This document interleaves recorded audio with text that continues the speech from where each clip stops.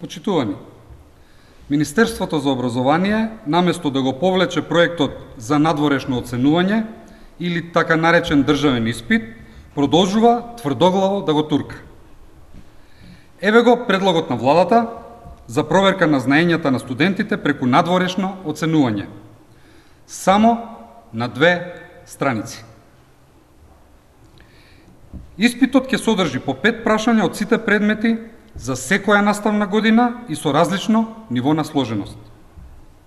Со ова паѓаат во вода тврдењата дека владата наводно била отворена за дебата.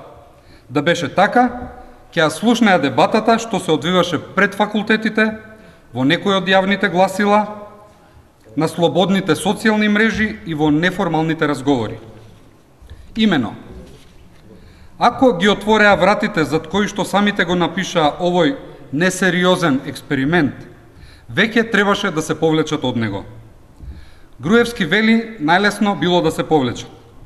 Не е најлесно. Тоа е најтешкото нешто за суетата на Никола Груевски. Од неговите образовни експерименти плачат првачињата.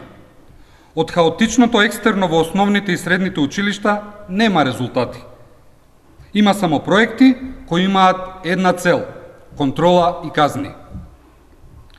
Владата и Министерството за образование веќе имаат нарушено автономијата на универзитетот со многуте измени на Законот за високо образование, без никаква дебата и без јавна расправа.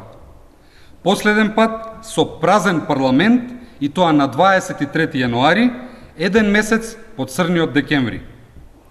Грубо го прекршија членот 46 од Уставот на Република Македонија, што ја гарантира автономијата, како и членовите 11, 12 и 13 од Законот за високо образование.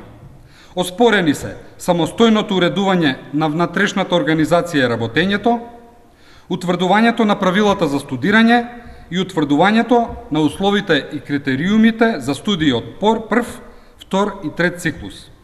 Но и натаму, ништо не е поважно од егото на премиерот и тесната група околу него. Дали е тоа машки? Ако треба, да говориме со речникот на Груевски. Благодарам.